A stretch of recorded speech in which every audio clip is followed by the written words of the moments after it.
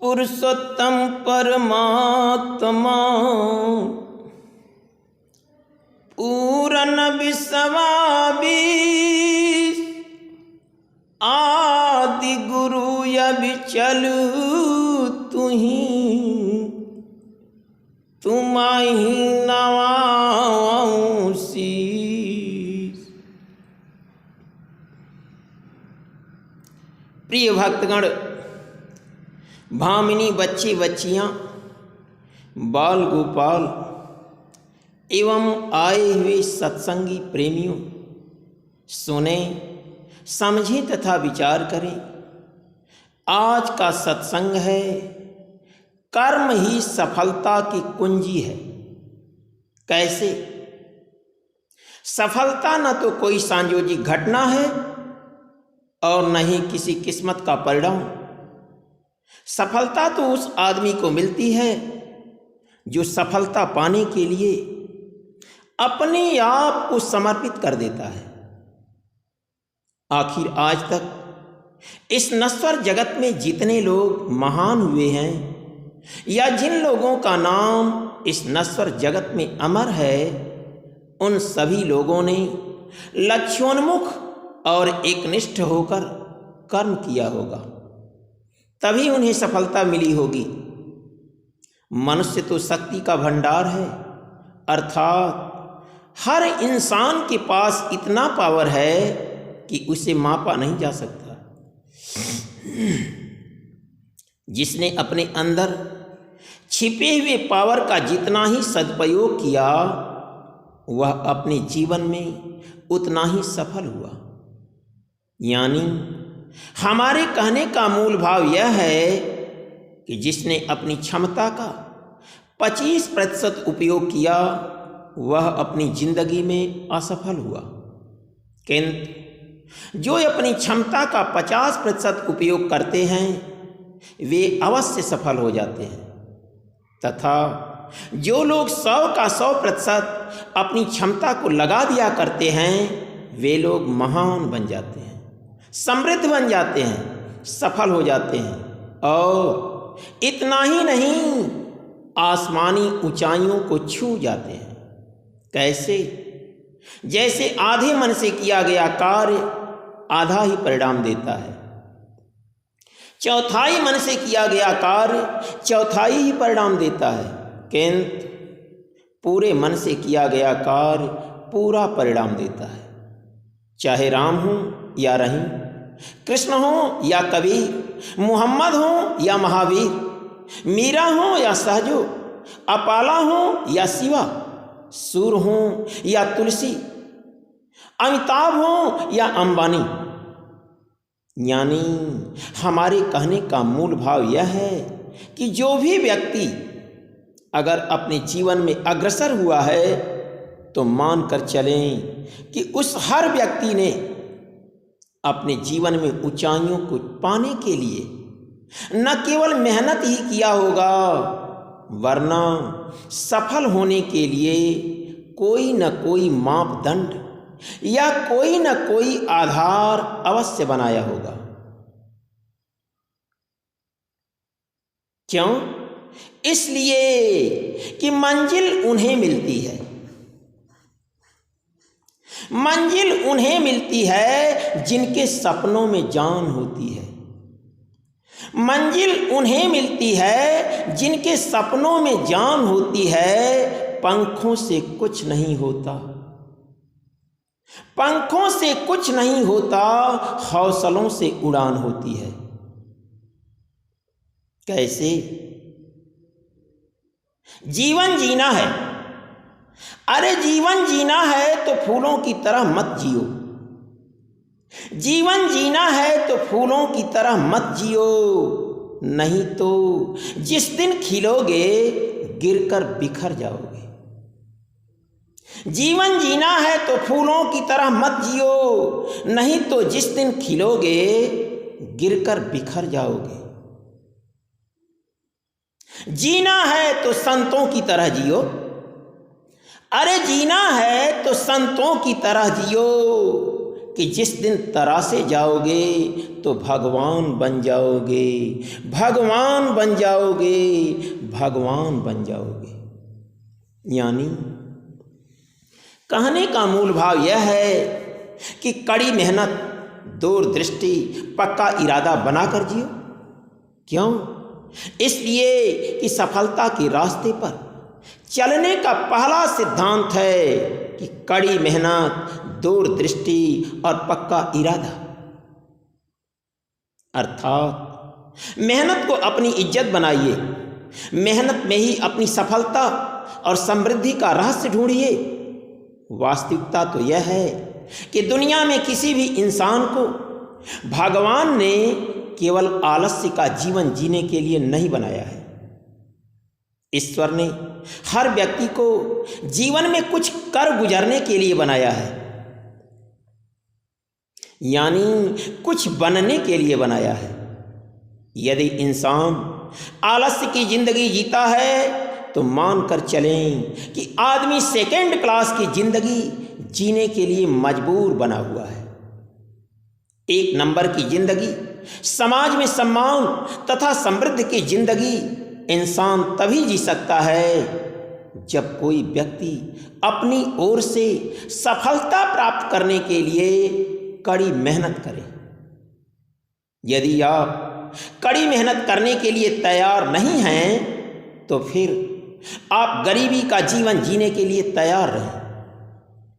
यदि आप कठोर परिश्रम करने के लिए तैयार हैं तो इस नश्वर जगत में कोई ऐसा विद्यार्थी नहीं है जो सप्लीमेंट्री से पास हो, कोई ऐसा दुकानदार नहीं है जो दुकान खोले और न चले, अर्थात कोई ग्राहक नजर न आए, कोई ऐसा कर्मचारी नहीं है जो अपने कैरियर निर्माण के लिए पहल करे और अधिकारी न बन पाए।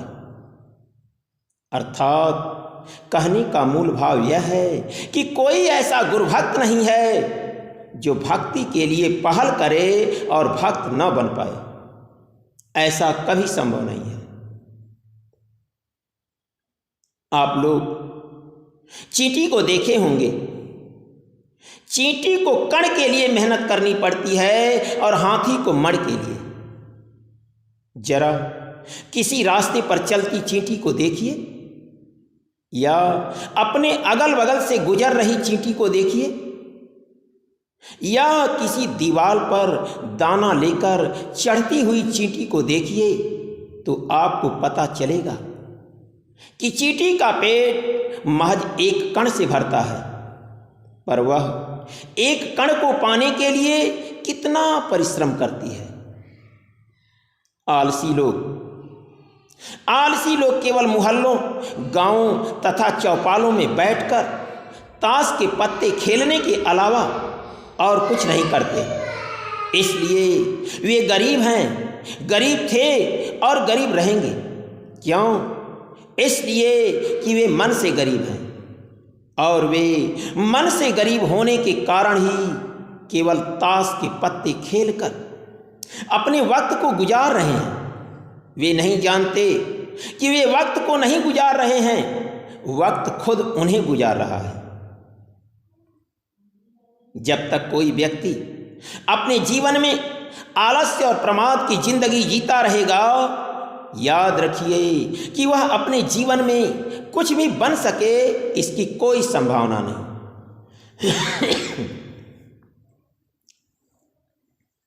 अगर आप भगवान का भक्त बनना चाहते हैं तो आप आलस्य और प्रमाद की जिंदगी का त्याग कीजिए, वरना दिनों दिन दुख रूपी कांटों से गुजरना पड़ेगा। पर जिस दिन आप अपने जीवन में कड़ी मेहनत को जोड़ लेंगे, मैं दावे के साथ कहता हूं कि आप भी दूसरे नामधनी बन जाएंगे। यानी दुनिया की कोई ताकत नहीं जो आपको रोक सके। अगर मेहनत से जी चुरावेंगे तो न घर के रहेंगे न घाट के रहेंगे। कैसे? इस पर वर्तमान स्वामी नामधनी जी महाराज का कहना है कि लहरों से डरने वालों की नौका पार नहीं होती। लहरों से डरने वालों की नौका पार नहीं होती और कोशिश करने वालों की कभी हार नहीं होती। लहरों से डरने वालों की नौका पार नहीं होती और कोशिश करने वालों की कभी हार नहीं होती। चींटी चींटी दाना लेकर दीवार पर चढ़ती है। चींटी दाना लेकर दीवार पर चढ़ती है पर 100 बार फिसलती है। चींटी चींटी दाना लेकर दीवार पर चढ़ती है पर 100 बार फिसलती है, लेकिन कहता है नाम धनी कि पाती है मंजिल। पाती है मंजिल, कोशिश बेकार नहीं होती और कोशिश करने वालों की कभी हार नहीं होती। इस नश्वर जगत में कोई भी व्यक्ति यदि अच्छी जिंदगी जीना चाहता है तो प्रातःकाल उठकर 3 बजे से 6 बजे तक अपने राम का साधन, सुमिरन, भजन तथा ध्यान करें। इसके बाद आधा घंटा टहले तथा आधा घंटा व्यायाम और प्राणायाम करें। इसके बाद वह प्रतिदिन 24 घंटे में से 8 घंटे अवश्य मेहनत करे। मैं स्वयं परिश्रम करता हूँ। मैं बगैर परिश्रम की रोटी खाना पसंद नहीं करता और ऐसे लोगों की भी रोटी खाना पसंद नहीं करता जो बगैर मेहनत की हो। मेहनत की रोटी खाई जाए और मेहनत की रोटी खिलाई जाए। हराम की रोटी न खाओ न खिलाओ, यानी हर रोटी पर पसीने की बूंदें अवश्य सजी हो। क्यों? इसलिए कि जो मेहनत का है वही ईमान का है।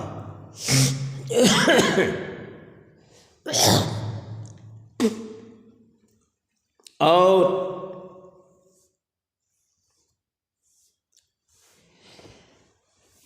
जो मेहनत का है वही ईमान का है और जो ईमान का होता है उसी में बरकत मिलती है। बेईमानी से कमाए गए धन के रास्ते भी वैसे ही होते हैं जिस तरीके से आपने उसे कमाया है। जब मैं आपको परिश्रमी होने की प्रेरणा दे रहा हूं तो मैं आपसे कुछ कहना चाहता हूं कि किसी काम को छोटा मत समझो। क्यों? इसलिए कि जूता बनाने वाले को चमार कहते हैं और लोहा बनाने वाले को लोहार कहते हैं। पर वही जूता बनाने वाला आज बाटा कहा जाता है और लोहा बनाने वाला टाटा कहा जाता है। इसलिए किसी काम को छोटा मत समझिए। बड़ा काम खोजने की बजाय छोटा काम ही सही लेकिन शुरू कीजिए। हर एक काम को ऐसे करें जैसे प्रभु की प्रार्थना और पूजा किया करते हैं। काम को केवल काम न बनाएं, अर्थात काम को भी हरि नाम बना डालें। यानी काम को भी इस तरह से करें कि कर्म स्वयं आपकी पूजा बन जाए। जब कोई मुझसे कहता है कि आप मुझे आशीर्वाद दीजिए तो मैं उस हर व्यक्ति को एक संकेत अवश्य देता हूं कि तुम काम ही ऐसा करो कि तुम्हारा कार्य खुद आशीर्वाद बन जाए।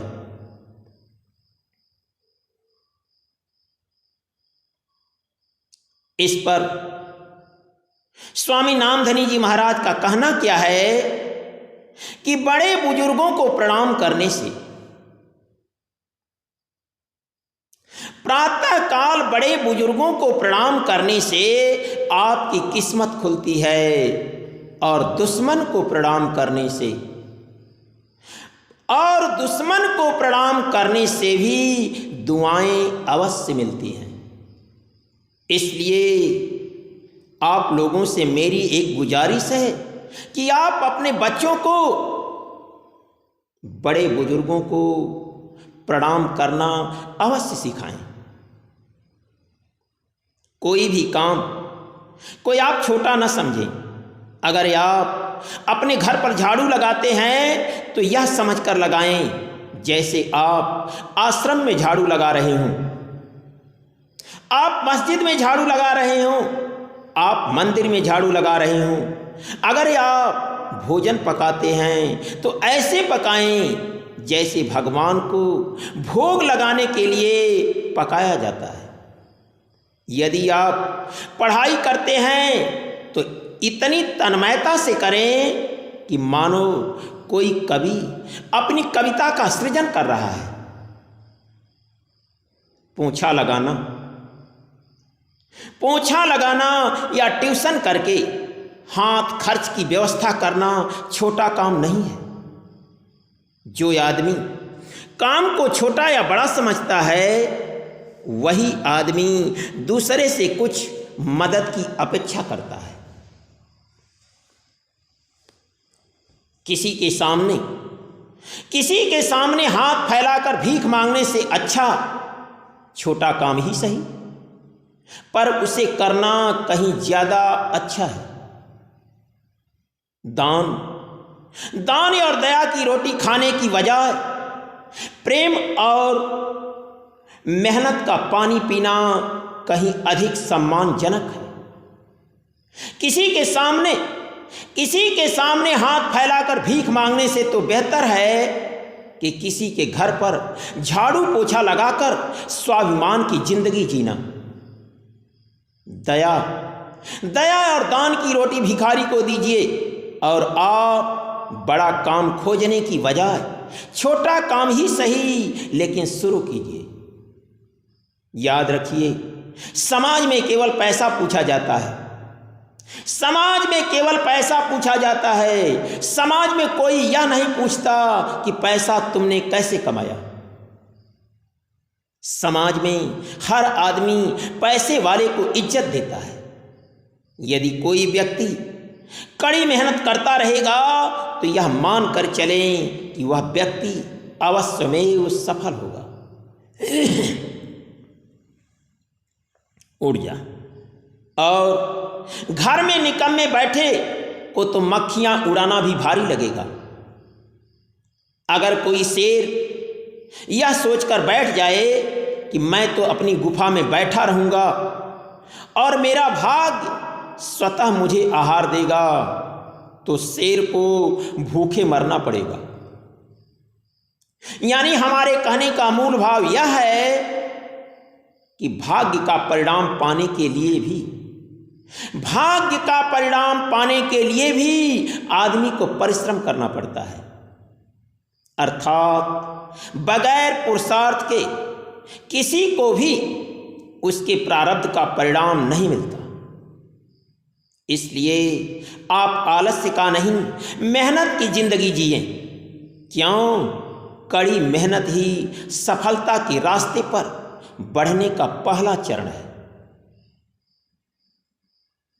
इस पर पूज्य स्वामी नामधनी जी महाराज का कहना क्या है कि राह ऐसी चले कि निशान बन जाए। राह ऐसी चले कि निशान बन जाए और काम ऐसा करें कि पहचान बन जाए। राह ऐसी चले कि निशान बन जाए और काम ऐसा करें कि पहचान बन जाए। और कहता है नामधनी कि जीवन ऐसा जिए कि दूसरों के लिए मिसाल बन जाए।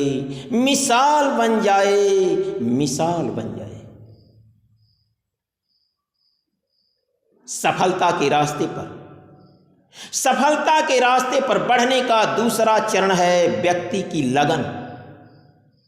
क्या है? व्यक्ति की लगन। यानी जो कुछ करें पूरे मन से करें, अर्थात पूरी लगन से करें। कोई भी व्यक्ति अगर लगन के साथ कार्य करता रहेगा तो कार्य निश्चय ही अपना परिणाम देगा। लगन से किया गया कार्य व्यक्ति की सफलता का द्वार बन जाता है, और बिना लगन का किया गया कार्य मनुष्य के पांव की बेड़ी बन जाया करता है। इसलिए आप लोगों से मेरी गुजारिश है कि जो कुछ भी करें पूरी लगन से करें। जब लगन से करेंगे तो मगन हो जाएंगे। क्यों? इसलिए कि लगन ही किसी कार्य की सिद्धि का मेरुदंड है। लगन ही किसी कार्य सिद्धि का मेरुदंड है। जैसा कि आप लोगों ने सुना होगा कि ऐसी लागी लगन मीरा हो गई मगन। जब लगन लगी तो मीरा मगन हो गई, प्रभु प्रेम में पागल बन गई। ऐसी लागी लगन मीरा हो गई मगन, ओ तो गली गली हारी गीत गाने लगी रे। ऐसी लागी लगन मीरा हो गई मगन। यानी जब आदमी की लगन लग जाती है तो आदमी मगन हो जाता है। अर्थात व्यक्ति के मन में पलने वाली यह लगन की मैं कुछ बनकर रहूंगा, यह संकल्पित जीवन ही उसे सफलता के शिखर पर ले जाने वाला रास्ता देगा। जब तक मनुष्य अपने बाप की कमाई पर जीता रहेगा तब तक वह अपने पैरों पर खड़ा नहीं हो पाएगा। जानते हैं बाप की कमाई किस लिए होती है? बाप की कमाई उपयोग करने के लिए होती है, उपभोग करने के लिए नहीं होती है। यानी हमारे कहने का मूल भाव यह है कि बाप की कमाई बेटी के समान होती है। कैसी होती है? बाप की कमाई बेटी के समान होती है, अर्थात बेटी का उपयोग किया जाता है, उपभोग नहीं किया जाता। बाप की कमाई चाहे जितनी भी हो, अगर बेटा कपूत निकल गया तो तिजोरियां खाली होते देर नहीं लगेगी।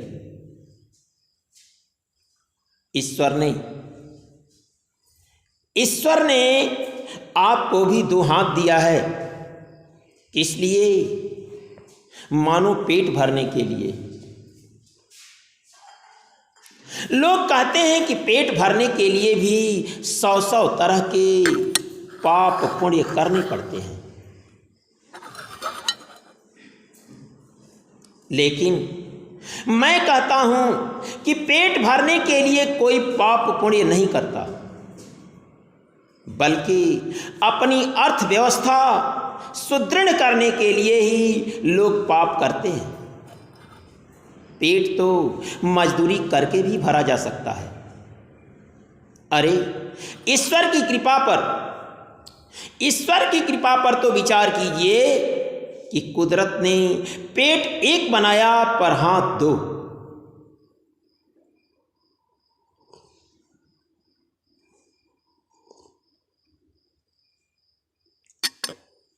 क्यों?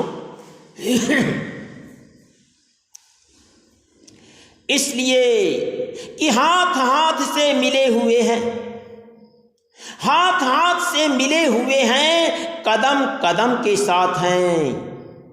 उधर करोड़ों भरने हैं पर उनसे दुगुने हाथ हैं।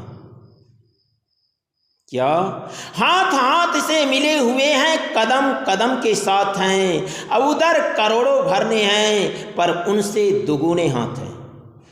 यानी अब आप इस पर विचार कीजिए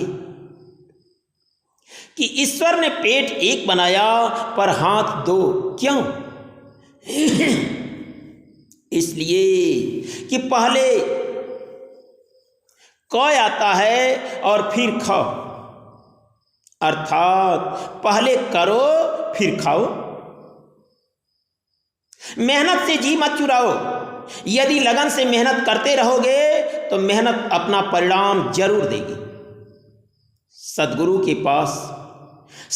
के पास शिष्य हजारों आते हैं, मगर अर्जुन उनमें कोई एक बनता है। व्यापार 100 लोग शुरू करते हैं, मगर उनमें से सफल कोई कोई होते हैं। इसका मतलब यह नहीं कि जो व्यापार में सफल हुआ वह कोई बड़ी किस्मत वाला है।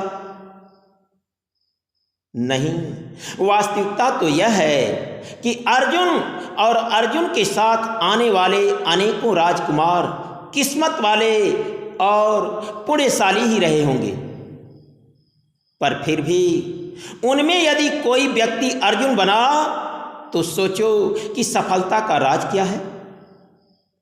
सफलता का एकमात्र राज है व्यक्ति की लगन। क्या है? सफलता का एकमात्र राज है व्यक्ति की लगन। इस पर पूज्य स्वामी नामधनी जी महाराज का कहना क्या है?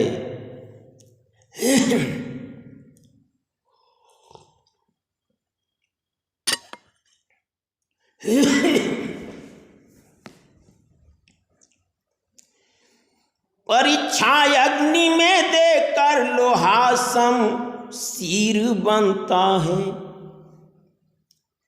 परीक्षा अग्नि में देकर लोहा शमशीर बनता है। संग गुरुदेव का कर हो, संग गुरुदेव का कर बाचाल भी गंभीर बनता है। यानी परीक्षा अग्नि में देकर लोहा शमशीर बनता है। परीक्षा अग्नि में देकर लोहा शमशीर बनता है और संग गुरुदेव का कर बाचाल भी गंभीर बनता है। पकड़कर दस्त मुर्शिद का, पकड़कर दस्त मुर्शिद का रिझाकर भक्ति सेवा से, पकड़कर दस्त मुर्शिद का रिझाकर भक्ति सेवा से कहता है नाम धनी। अरे कहता है नाम धनी कि हर मंजिल पार कर। कहता है नाम धनी कि हर मंजिल पार कर। खादिम से एक दिन पीर बनता है, पीर बनता है, पीर बनता है। अगर लगन पक्की है, अगर लगन पक्की है तो निश्चित है कि व्यक्ति को रास्ता दिखाने वाला राही अर्थात सद्गुरु मिल जाता है। अगर लगन लग जाए यानी जीवन में कुछ कर गुजरने का दृढ़ संकल्प जग जाए तो आदमी सद्गुरु से उपदेश लेकर उनके वाक्य का पालन करते हुए उनके द्वारा दी गई ब्रह्म विद्या के मंत्र का भजन करते हुए तथा उनकी सगुण मूर्ति का ध्यान करते हुए अपने जीवन में विकास के रास्ते खोज लेता है। अर्थात सगुण साकार सच्चिदानंद की फोटो भी उसके लिए प्रेरक बन जाती है। इसलिए भक्त भामनियों, छात्र छात्राओं, बच्चे बच्चियों एवं सत्संग में आए हुए सत्संगी प्रेमियों के लिए यह अत्यंत प्रेरक बात है कि सीता स्वयंवर एवं द्रौपदी स्वयंवर अर्थात धनुष यज्ञ और मछली की आंख वाली घटना को जीवन में हर कदम पर याद रखें। हमारे देखने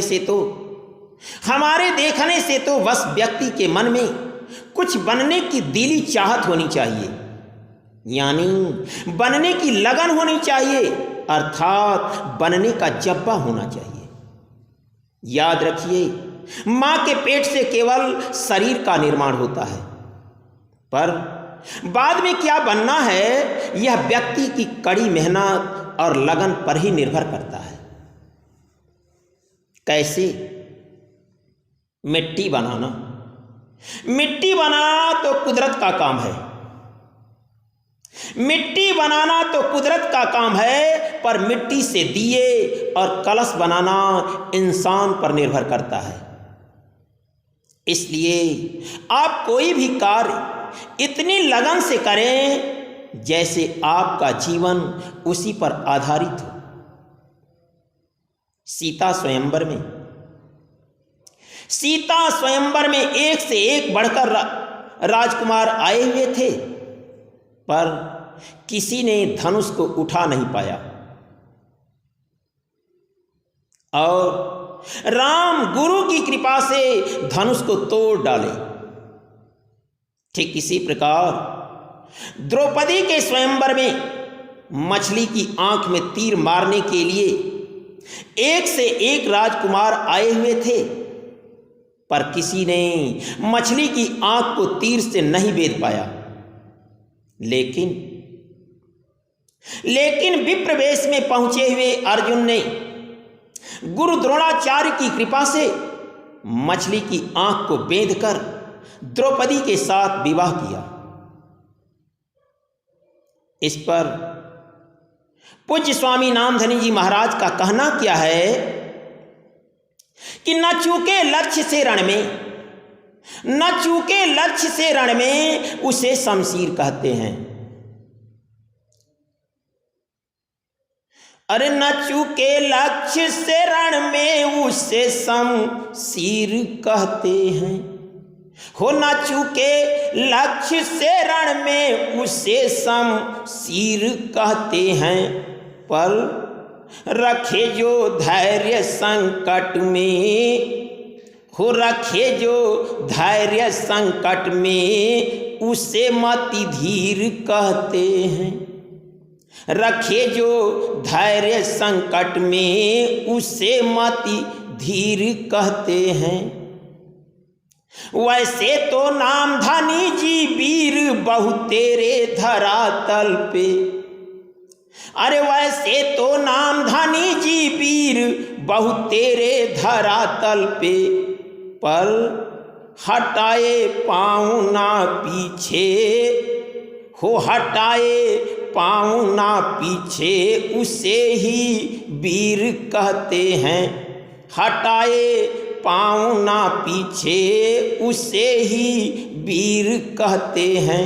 हटाए पाँव ना पीछे उसे ही वीर कहते हैं। अब सुनिए कि सफलता के रास्ते का तीसरा चरण क्या है। सफलता के रास्ते पर बढ़ने का तीसरा चरण है व्यक्ति का लक्ष्य, यानी हमें अपने जीवन में क्या बनना है अभी इसी समय निर्धारित कर लें। क्यों? इसलिए कि बगैर लक्ष्य का छोड़ा गया तीर व्यर्थ चला जाता है। बगैर लक्ष्य के चलाई गई जहाज समुद्र में भटक जाया करती है। बगैर लक्ष्य की गई पढ़ाई से कोई नौकरी पा नहीं सकता। बगैर लक्ष्य की गई इबादत के बिना कोई व्यक्ति भक्ति पा नहीं सकता। याद रखिए उस कहानी को जिसमें खरगोश और कछुआ एक साथ दौड़ना शुरू करते हैं, तो तय है कि जीतेगा खरगोश। मगर विश्वास कीजिए कि जीत उसकी होगी जो लक्ष्य को प्राप्त करने के लिए निरंतर प्रयत्नशील है। भले ही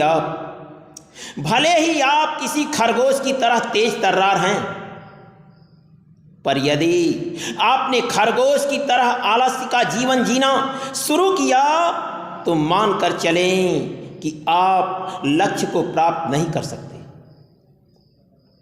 पर यदि आप कछुए की तरह निरंतर प्रयत्नशील रहे तो यह निश्चित है कि जीत आपकी होगी।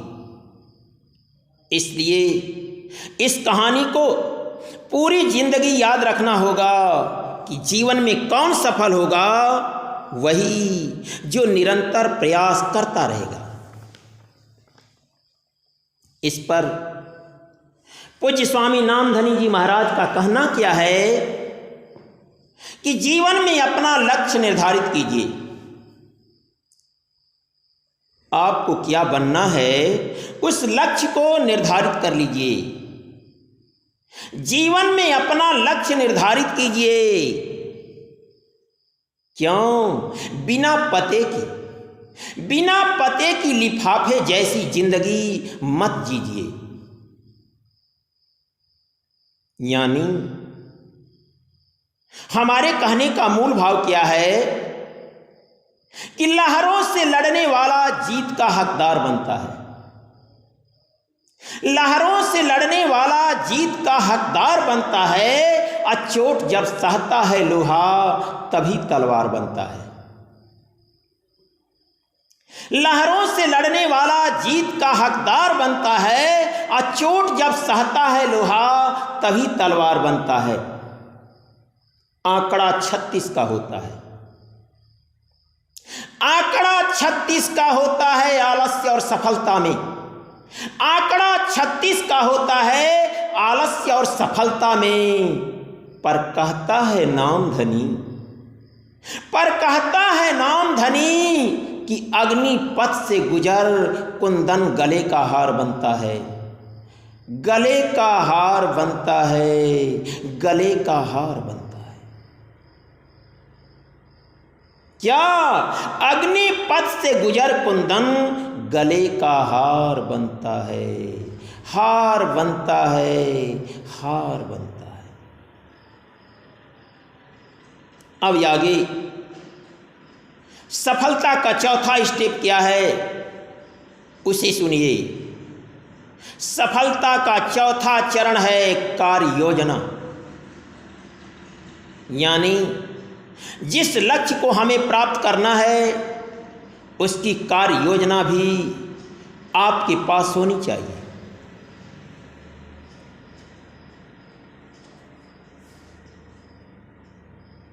अर्थात सफलता के रास्ते पर यात्रा करने के लिए अपने दिमाग में उसका नक्शा पहले बना लेना चाहिए। क्यों? इसलिए कि बगैर नक्शे के उठाए गए कदम,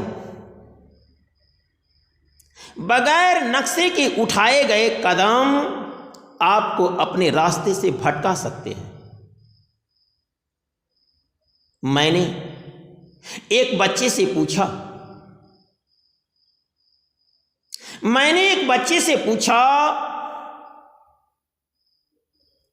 कि तुम किस क्लास में पढ़ते हो? बच्चे ने क्या कहा? बच्चे ने कहा कि पढ़ाई छोड़ दी है। फिर मैंने पूछा कितना पढ़े हो? उसने कहा 10वीं क्लास तक। तब मैंने कहा कि तुम्हारी उम्र कितनी है? उसने कहा 16 साल।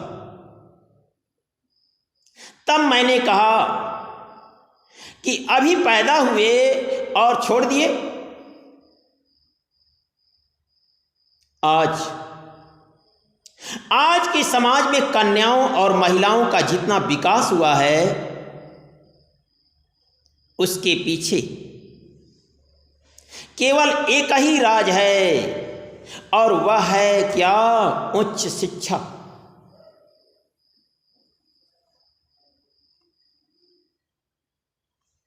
वह है उच्च शिक्षा। इसलिए सत्संग में आए हुए बच्चे बच्चियों से मेरी गुजारिश है कि कम से कम 25 वर्ष की उम्र तक विद्या अर्जन अवश्य करें, नहीं तो बाद में पश्चाताप अवश्य करना होगा।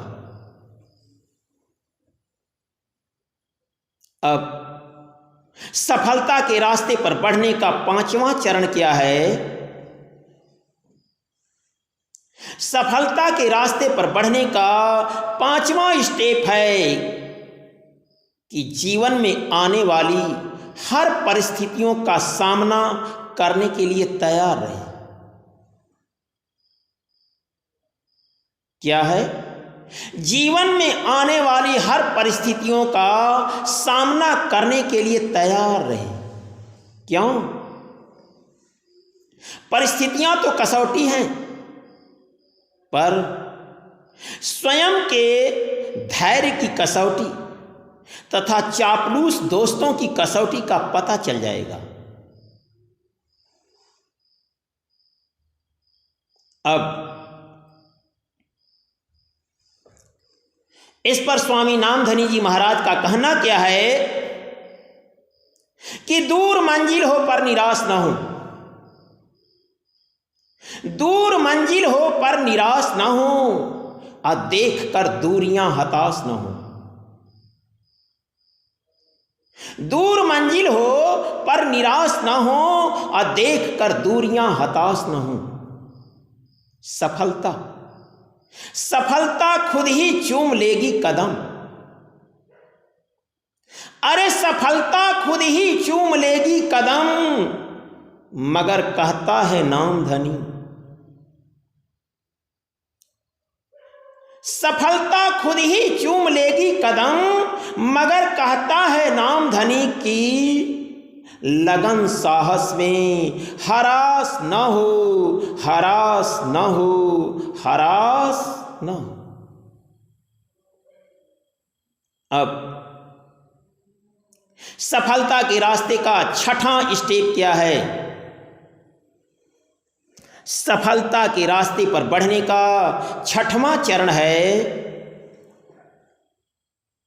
अपने दिमाग पर चढ़े बोझ को उतार दें।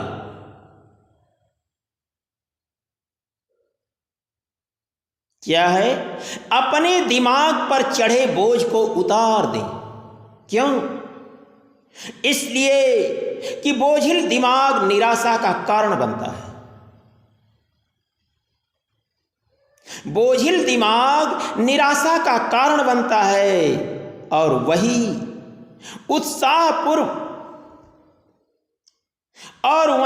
उत्साहपूर्ण दिमाग सफलता का बांध देता है। अंततो गत्वा हम विषय विस्तार न चाहते हुए, क्यों? इसलिए कि मेरे पास अब ज्यादा समय नहीं है, और भी काम है। अंततो गत्वा हम विषय विस्तार न चाहते हुए पुष्पदंत की इस उक्ति को कहकर संतोष करते हैं कि परीक्षा अग्नि में देकर हो, परीक्षा अग्नि में देकर लोहा सम सिर बनता है। परीक्षा अग्नि में देकर लोहा सम सिर बनता है। संग गुरुदेव का कर हो, संग गुरुदेव का कर वाचाल भी गंभीर बनता है। संग गुरुदेव का कर वाचाल भी गंभीर बनता है। परीक्षा अग्नि में देकर लोहा सम सिर बनता है। हो, परीक्षा अग्नि में देकर लोहा सम सिर बनता है। संग गुरुदेव का कर हो संग गुरु देव का कर बाचाल भी गंभीर बनता है। संग गुरुदेव का कर बाचाल भी गंभीर बनता है। कैसे? पकड़ कर दस्त मुर्शिद का रिझा कर भक्ति सेवा से, पकड़ कर दस्त मुर्शिद का रिझा कर भक्ति सेवा से, हो पकड़ कर दामन मुर्शिद का रिझा कर भक्ति सेवा से, हर मंजिल पार कर, हो हर मंजिल पार कर, हो हर मंजिल पार कर खादिम से एक दिन पीर बनता है। हर मंजिल पार कर खादिम से एक दिन पीर बनता है। हो हर मंजिल पार कर खादिम से एक दिन पीर बनता है। यानी चुनौती सिंधु को देने में, चुनौती सिंधु को देने में बस जलयान सक्षम है। क्या? चुनौती सिंधु को देने में बस जलयान सक्षम है, और गहन तम को भगाने में, गहन तम को भगाने में महज एक भान सक्षम है। चुनौती सिंधु को देने में बस जलयान सक्षम है, और गहन तम को भगाने में महज एक भान सक्षम है। ढूंढना व्यर्थ है उसको, अरे ढूंढना व्यर्थ है उसको न जिसको चक्षु कर पद है। ढूंढना व्यर्थ है उसको न जिसको चक्षु कर पद है। जम से लड़ने में केवल, अरे जम से लड़ने में केवल नाम धनी भगवान सक्षम है। भगवान सक्षम है, भगवान सक्षम है। बोलिए श्री सद्गुरु जी महाराज की, सच्चे दरबार की, सच्चिदानंद भगवान की।